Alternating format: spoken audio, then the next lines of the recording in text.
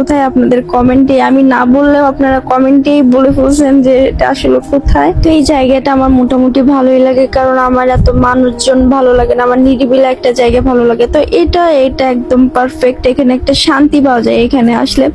আর এখানে আমার বোন আমাকে বলতেছিল যে তুমি যদি মোটা হও তোমার কেমন লাগবে, তো আমি বলতেছিলাম যে না, মোটা না, আমার চিকনি ঠিক আছে, মানে আমি যেরকম আছি সেরকম পারফেক্ট। তো এগুলো নিয়ে কথা বলতেছিলাম। আর পৃথিবীতে এমন কোনো জায়গা নাই যে যেখানে হয়তো মানুষজন নাই। আপনারা বলেন যে আমি কেন কাপড়দের কাছে গিয়ে ভিডিও করি, কেন একা একা ভিডিও করি না, আমি মানুষজন ছাড়া পাবো। আমি এখানে ভিডিওতে বলতেছিলাম যে তাহলে আপনাদের বাসার লোকেশন দিবেন, আমি আপনাদের বাসায় গিয়ে ভিডিও করব। যারা এরকম কমেন্ট করেন যে হচ্ছে আমি কেন কাপড়দের কাছে গিয়ে ভিডিও করি, একা একা ভিডিও করি না। আর আমার নিজেরও ইচ্ছা করে একা একা ভিডিও করতে, পাশে কেউ থাকবে না। যেমন যেমন আপনারা অনেকক্ষণ ধরে আমার পিছে একটা লোককে দেখতে পাচ্ছেন, সে আমাকে মানে ফার্স্ট থেকে এত পরিমাণ ডিস্টার্ব করছে, মানে আমার প্রত্যেকটা ভিডিওতেই কিন্তু আপনারা তাকে দেখতে পাবেন। মানে এভাবে আমার সামনে দিয়ে বারবার যাওয়া আসা করছে। আবার আমাকে বলে যে আমার সাথে নাকি ফ্রেন্ড হবে। তো সে আমাকে বলতেছে সে নাকি ব্যাংকের অফিসার, এরকম করে অনেক কথাই বলছে। আবার বলতেছে আমি অনেক সুন্দর, সুন্দর মেয়েদের অ্যাটিটিউড থাকে বেশি। তো এভাবে আরো অনেক কথাই বলতেছিল। তারপর এখানে আমার বোন আমাকে বলতেছে যে তুমি যেহেতু এখানে আসছো, এখানে অনেকের নাম লিখেছে, তো এখানে তোমার নামটা লিখে যাও।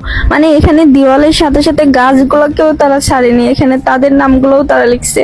তো আমি অনেক ট্রাই করলাম লেখার, বা তারা কি দিয়ে লিখছে আমি জানি না, আমি একটা কাঠি দিয়ে লেখা ট্রাই করলাম, পারি নাই। পরে এখানে এত পরিমাণ মশা ছিল যে আমি মশাদেরকে বলতেছিলাম যে আমি এখানে মনে হচ্ছে রানী, সবাই আমার চারপাশ দিয়ে ঘুর ঘুর করতেছে, আমি মশাকে বলতেছি। তারপর আমি যেহেতু রোজা ছিলাম, রোজা থেকে এরকম ভিডিও করা বা জার্নি করে যাওয়া প্রচুর পরিমাণ টায়ার্ড হয়ে গেছিলাম। আর এদিক দিয়ে ইফতারের টাইমও হয়ে যাচ্ছিল, যেহেতু আমি ইফতারটা ট্রাই করি বাসাতে করার। আর যেহেতু আমরা অনেকক্ষণ আসছি ভিডিও করতেও অনেক টাইম হয়ে গেছে, তো ফেসের অবস্থাটাও একদম 12টা বেজে গেছে। তো ভাবলাম যে এখানে একটু মেকআপ করে নিই। আর এটা একমাত্র মেয়েরাই বুঝবে, আমার মনে হয় 99% মেয়েরাই হচ্ছে বাইরে গেলে একটু না একটু মুখে মেকআপ নিবেই। আর আমি কিন্তু এখান থেকে সোজা বাসায় যাব, তারপর আমি মুখে ভাবলাম যে একটু মেকআপ নিয়ে নিই। আর তোমরা আমাকে অনেকেই কমেন্টে বলো যে আপু তুমি কি সবসময় শাড়ি পরো নাকি? আমি জাস্ট ভিডিও করার সময় শাড়িটা পরে, বাট বাসাতে আমি একদম নর্মাল ভাবে থাকি। কিন্তু আমার শাড়ি পরতে অনেক বেশি ভালো লাগে, আমি কোথাও গেলে ট্রাই করি শাড়িটাই পরা। এখানে আমি আমার বোনকে বলতেছিলাম তোমরা তো সবাই বের হয়ে গেছে, তাহলে আমি বেরোবো না, আর আমি তুমি ভিতরে থাকলে তাহলে আমার টিকিট লাগবে না, আর তোমরা যদি আবার ঢুকো তোমাদের টিকিট লাগবে। তো এইভাবে আমি মজা করতেছিলাম বারবার।